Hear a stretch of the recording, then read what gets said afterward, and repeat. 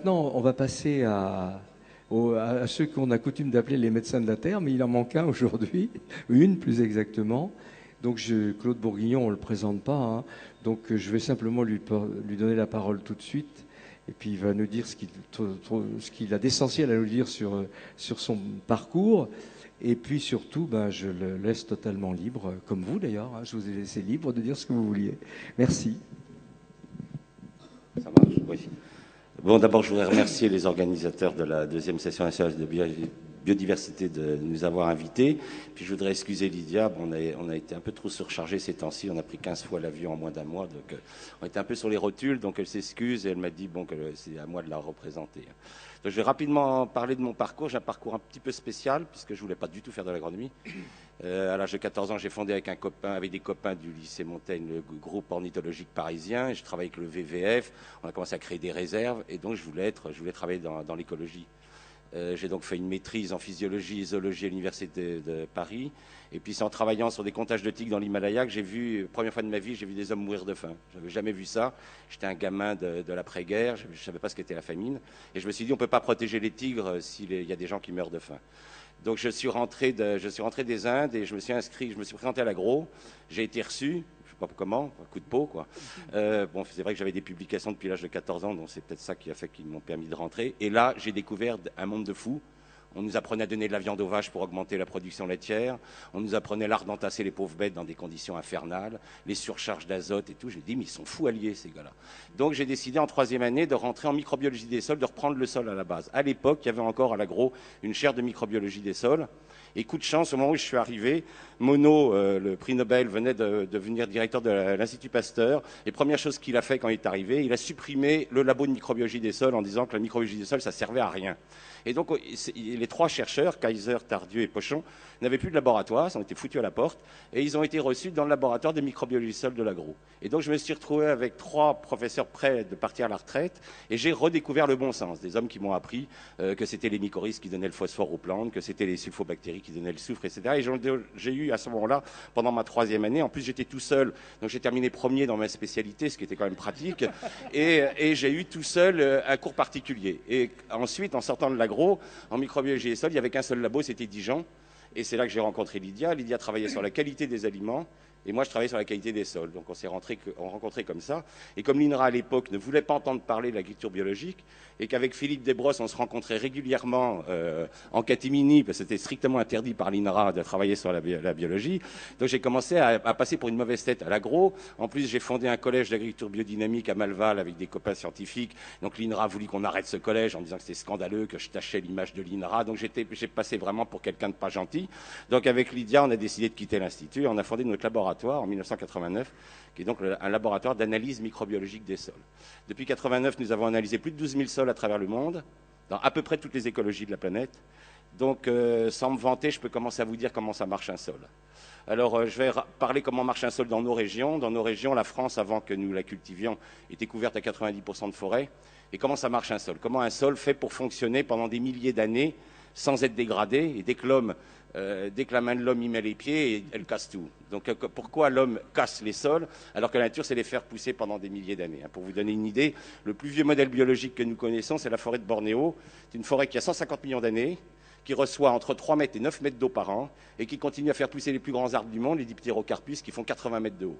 Imaginez que la nature laisse passer un petit peu d'azote. Nous, on laisse partir 40 unités d'azote chaque année dans les nappes phréatiques. Imaginez que la nature laisse passer, je sais pas moi, un millième d'azote, mais en 150 millions d'années, il n'y aurait plus rien sur Bornéo, ce serait un désert. Or, ce n'est pas un désert, c'est la forêt la plus riche du monde. Alors comment ça marche? Comment le système vivant fait pour fonctionner? Il fonctionne de la façon suivante. L'arbre, c'est le maître des sols. C'est pour ça que les anciens, quand après avoir ruiné les sols d'Europe, ont réussi à créer l'équilibre agro-silvo-pastoral au XIXe siècle, ont arrêté la famine en Europe, c'est qu'ils avaient inconsciemment, tout à fait empiriquement, reconstitué l'arbre, réinjecté l'arbre dans la forêt. C'était sous forme, dans l'agriculture, c'était sous forme de haie, mais l'arbre est indispensable. Alors comment ça marche en forêt? Ça marche de la façon suivante. L'arbre, tous les ans, il fait tomber des feuilles mortes et des branches mortes sur le sol. Ces branches vont être attaquées par une faune qu'on appelle la faune épigée. Cette faune va manger tous ces bouts de bois, toutes ces feuilles, et va faire des crottes. Ces crottes, c'est quoi? C'est de la matière organique broyée en éléments très très fins qui va permettre donc aux seuls organismes au monde qui sont capables d'attaquer la lignine, qui sont les champignons, les basidiomycètes, vont leur permettre d'attaquer ces crottes et de les transformer en humus. Donc, ce qui est intéressant dans le système vivant, c'est que vous pouvez remarquer que la fabrication d'humus se fait à la surface du sol. On comprend tout de suite pourquoi le labour est une machine de destruction massive des sols, c'est qu'elle met la matière organique sous le sol, ce qui est une absurdité. Les animaux, ils ne vivent pas sous le sol, les épigées, ils vivent à la surface du sol. Les arbres, eux, ils vont s'adapter à ce système très astucieux, ils vont faire un double enracinement. Vous avez vu avec l'ouragan de 99, des arbres arrachés, hein. Ils ont un enracinement horizontal qui est sous la matière organique. On peut se dire, mais pourquoi les arbres ont développé ce réseau de racines horizontales sous cette couche de matière organique? C'est qu'au printemps, les humus qui ont été formés pendant l'automne et l'hiver par les basidiomycètes vont être minéralisés quand le sol va se réchauffer par les bactéries. Les champignons font l'humus, les bactéries minéralisent. En minéralisant, elles vont libérer du nitrate, du phosphate qui va descendre avec l'eau de pluie. Et là, il y a les racines horizontales de l'arbre qui va récupérer le nitrate, le phosphate et qui va le renvoyer dans la frondaison. Le système sol-plante est fermé dans la nature. Il n'y a pas de fuite. C'est pour ça que les nappes phréatiques sont propres sous les arbres. C'est que l'arbre, il a mis ses racines sous la matière organique. La grande bêtise de l'agriculture, c'est qu'elle laboure et elle met la matière organique sous les racines.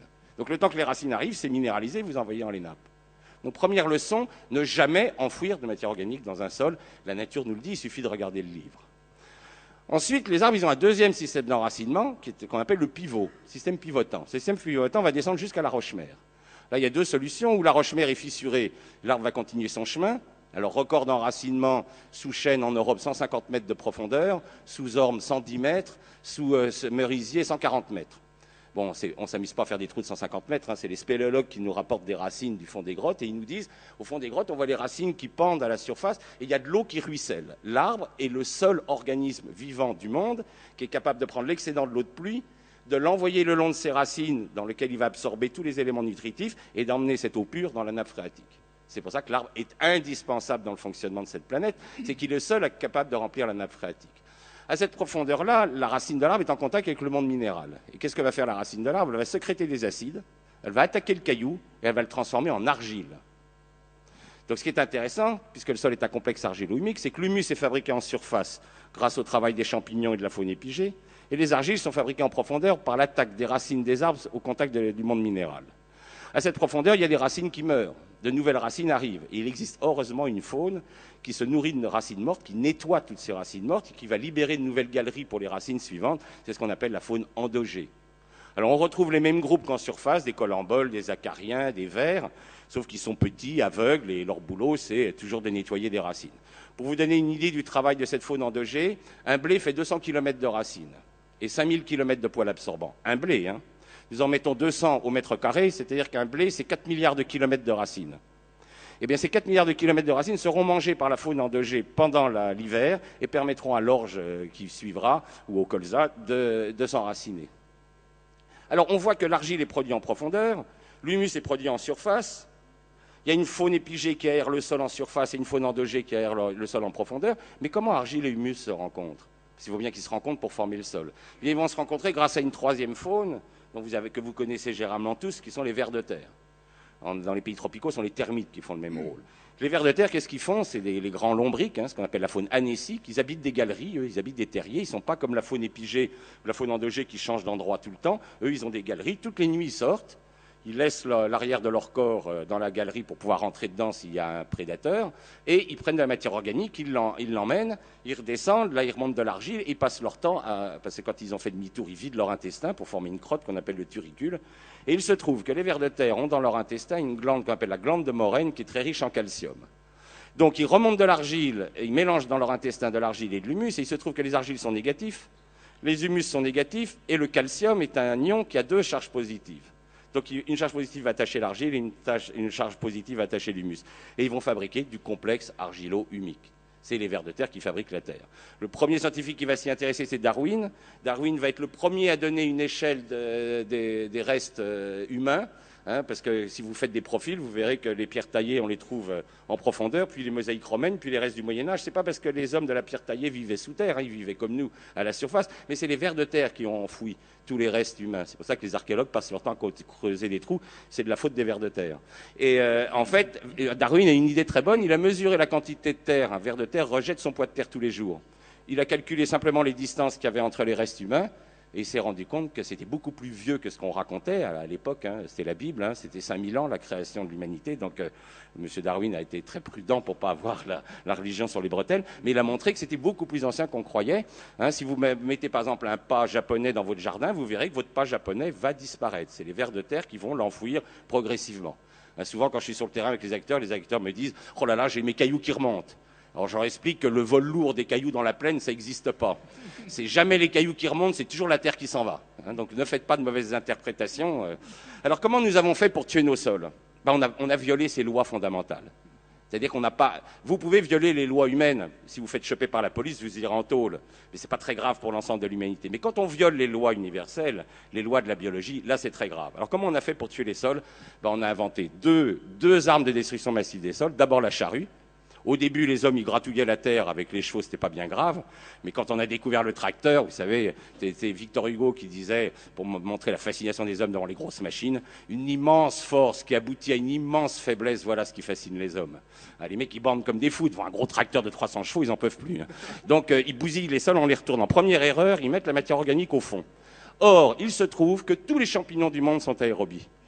Il n'existe pas de champignons anaérobiques sur Terre.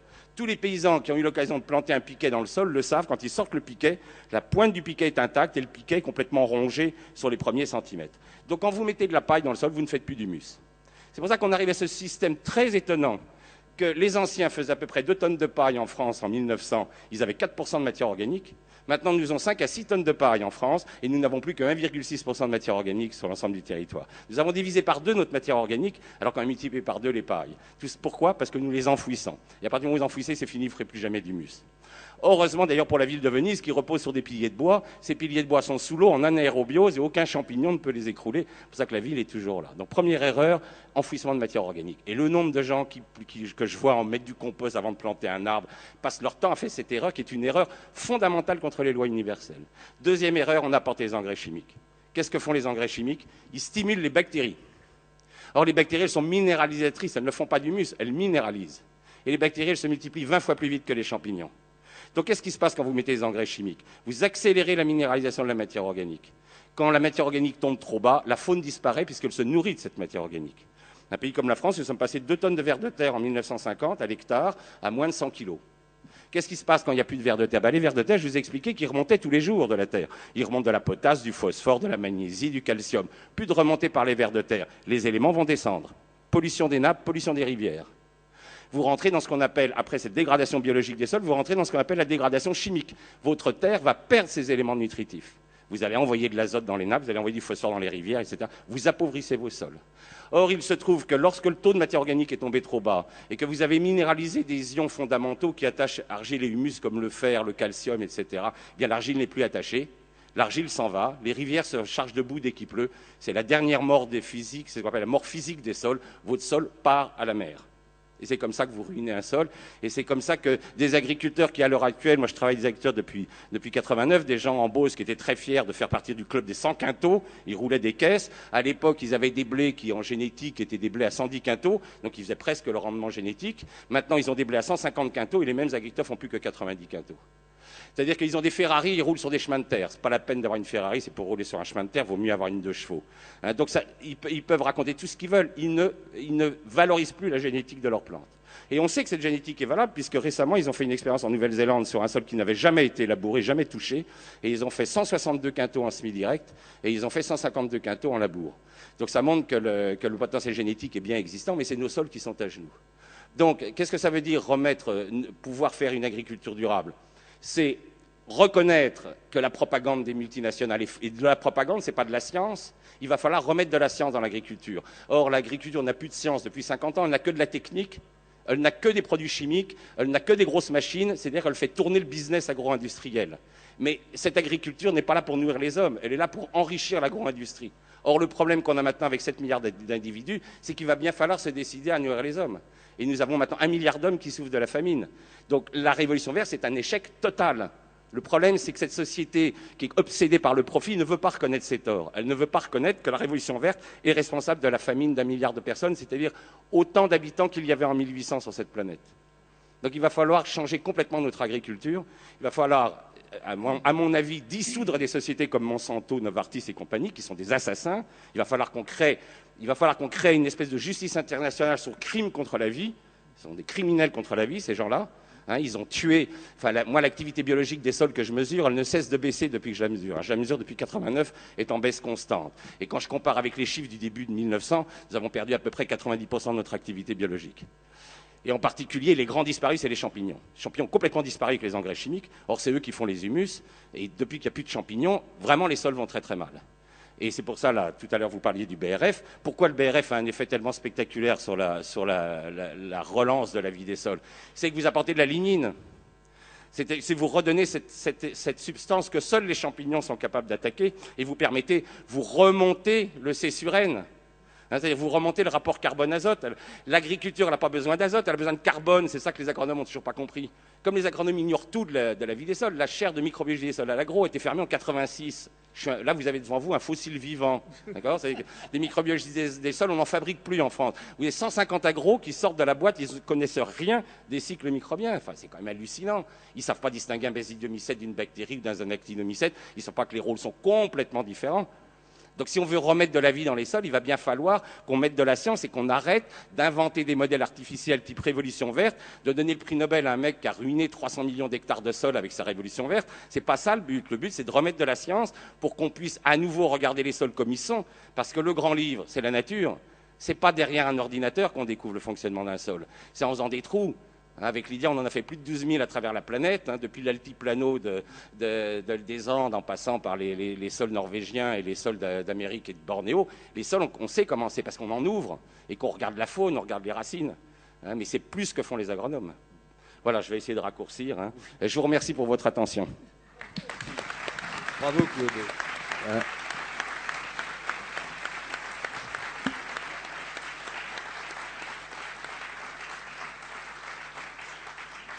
Je crois que tout est dit, hein. Tout est dit. Il faut vraiment qu'on change de civilisation. Donc je remercie nos trois intervenants et je ne sais pas si j'ai le temps de passer la parole à la salle parce que vous bouillez certainement, vous avez envie de poser des questions. Oui, il y en a une là-bas, mais j'ai pas de micro à vous transmettre ici. Il faut que ce soit quelqu'un dans la salle. Est-ce que c'est prévu, s'il vous plaît? Oui. Voilà, ça vient. J'ai combien de temps? Parce que là, évidemment, on avait un quart d'heure de retard. Hein, alors, faut fallait les récupérer. On est dans les temps. Hein. On est dans les temps. On n'a même pas récupéré notre quart d'heure. C'est vrai, mais on devrait terminer à 10 heures. Donc, moi, je suis. Oui, donc ma question, c'est donc Christian Buis du Mouvement national de lutte pour l'environnement. Sur quelle profondeur donc on doit travailler les sols pour ne pas les abîmer, pour enfouir l'humus, etc. Il ne faut pas les travailler du tout. Hein. C'est-à-dire que c'est intéressant de regarder un paysan chinois, puis un maraîcher chinois et un maraîcher européen. Le maraîcher européen, il enfonce sa bêche, il se lève, il se casse les reins, il retourne tout. Le paysan chinois, il ne fait pas ça, il enfonce sa bêche, il remue sa bêche pour apporter de l'oxygène, il retire sa bêche, il prend 2 cm de terre et hop, il retourne, c'est tout. Il ne se casse pas les reins et il respecte la loi universelle du sol. Ne retournez pas les sols. Donc il existe ce qu'on appelle des semoirs de semi-direct qui permettent de semer directement. Alors pour les maraîchers, vous avez ce qu'on appelle les roues semeuses, qui sont des roues qui font tourner des petites pointes, qui s'écartent, qui font tomber la graine, qui peuvent faire tomber une boulette de matière organique ou de fiente de poule, etc. Et vous semez directement à travers vos couverts. Donc vous faites un engrais vert toujours avant vos cultures, vous les écrasez avec un petit rouleau qu'on appelle un rouleau faca, c'est un rouleau sur lequel on soude des barres qui écrase l'engrais vert, mais il ne faut surtout pas enfouir l'engrais vert parce que vous allez faire des fermentations anaérobiques dans le sol et vous n'aurez pas de champignons. Il faut toujours laisser l'engrais vert à la surface et vous semez derrière, vous mettez votre rouleau faca à l'avant et le semoir derrière et vous semez sans jamais toucher au sol. Et pour la pomme de terre? Alors pour la pomme de terre, les Boliviens m'ont appris à semer, parce que moi je n'ai pas le temps de beaucoup de m'occuper de mon jardin, donc je simplifie les choses. Ils m'ont appris une technique très simple pour la pomme de terre. Je parle là en maraîchage individuel, hein, pas en grand champ. C'est tout simple. Vous posez vos pommes de terre sur le sol, vous les répartissez correctement avec un radis, avec un râteau, et vous les recouvrez de 20 cm de paille. Et c'est tout. Alors le gros avantage, c'est qu'il n'y a pas à les arroser, il n'y a pas à les buter. Et puis quand vous voulez des patates, vous soulevez la paille, vous prenez des pommes de terre et elles en refabriquent. Donc ça vous permet d'avoir des patates nouvelles, d'avoir des patates toute la saison, sans vous casser les reins, sans vous embêter. C'est ce que font les paysans boliviens. Et il ne faut pas oublier que la pomme de terre, ça vient de Bolivie. Donc ils ont quand même un peu plus d'expérience de la patate que nous.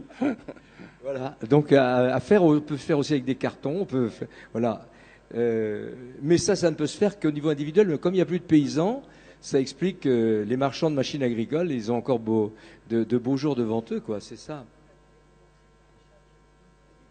Bien sûr, allez-y, Nicole. D'où l'intérêt de relancer le maraîchage en pied d'immeuble, que les habitants dans les villes se réapproprient ces espaces verts stériles pour en faire quelque chose de vivant, quoi. Voilà. La parole, oui. Qui a un micro? Bonjour, Monsieur Pierrot. Alors, on parle du monde agricole, mais on pense que la biodiversité peut aussi venir des milieux urbains. Et un urbain qui a une petite maison avec son jardin, là, qu'est-ce qu'il peut faire aujourd'hui, vers qui il se tourne pour cultiver ou entretenir son terrain, comme vous le dites, plutôt que de faire ce qu'on fait aujourd'hui? Premièrement, entourez votre terrain d'une haie. Alors surtout pas une haie de tuya. Faites pas un blocos végétal pour que vos voisins vous voient pas prendre le barbecue. Pas de cyprès, pas de résineux, c'est toxique, ça tue les vers de terre, c'est des plantes dangereuses. Hein.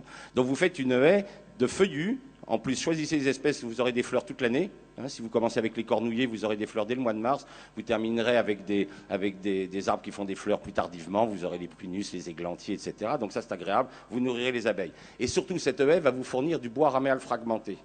Et en broyant les tailles de vos haies, vous allez le poser directement sur votre sol qui, souvent, dans les zones pavillonnaires, a été pas mal détruit, comme ça a été, comme vous l'avez très bien expliqué. Ils font du BTP, les mecs. Ils font pas quand ils préparent les zones pavillonnaires, c'est du BTP, c'est pas de l'agriculture. Donc vous allez, en remettant ce BRF, vous allez remettre les champignons, tout le système biologique va revenir, hein, la faune. Alors, deuxième chose, si vous avez un gazon, il est indispensable que votre gazon monte en fleurs au moins une fois par an. Alors pourquoi là, une prairie est durable que si elle monte en foin? Les vieux, ils n'étaient pas fous, ils faisaient du foin. Il y a un abruti qui a inventé l'ensilage, il a eu droit au prix Nobel, il a rendu toutes les vaches malades. Et il faut absolument que la prairie monte en foin. Pourquoi? Parce que si elle monte en foin, apparaissent des espèces d'insectes fondamentales pour l'aération du sol, qui sont les acridiens. Les criquets, les grillons, les sauterelles, qui vont vous aérer votre sol et faire qu'au lieu que votre prairie tondue se couvre de mousse, et vous allez acheter ensuite un produit qui tue la mousse, et puis etc. Et puis votre gamin ensuite, il va s'allonger sur la truc, il va avoir les cuisses toutes rouges, c'est-à-dire il est allergique au gazon, il n'est pas allergique au gazon, il est allergique aux produits que vous avez mis sur le gazon. Eh bien, si vous laissez monter en herbe, vous allez avoir des sauterelles, ça va aérer votre sol et votre prairie durera beaucoup plus longtemps. Et ce foin vous servira, vous faucherez ce foin en fin d'été, il vous fera votre compost que vous mélangerez avec le BRF et vous allez avoir gratuitement, sans rien acheter, vous allez fertiliser votre jardin tranquillement et nourrir des bons légumes. Merci. Nouvelle question, oui, allez-y. Je voulais demander quelle était la capacité de résilience des sols une fois qu'ils avaient été très abîmés dans des pratiques agricoles. Nous, on restaure des sols en 5 ans pour des rotations d'hiver type blé, orge, colza, c'est-à-dire des cultures qui sont semées en bonnes conditions, récoltées en bonnes conditions. Par contre, là, on travaille dans la région de Ham sur ce qu'on appelle des sols fatigués qui font betterave, blé, ou betterave, patate, oignon, haricots verts, blé. Alors là, on en est, pour le moment, j'en suis à 19 ans d'expérimentation, l'activité biologique ne revient toujours pas. Donc il y a peut-être des sols qui demanderont 30 ans, 40 ans à être mis debout, hein, ça dépend. Parce que sur des grandes cultures, vous ne pouvez pas épandre du BRF. Si vous dites au gars, vous allez épandre du BRF sur 500 hectares, il vous regarde d'un drôle d'œil, le bonhomme. C'est normal.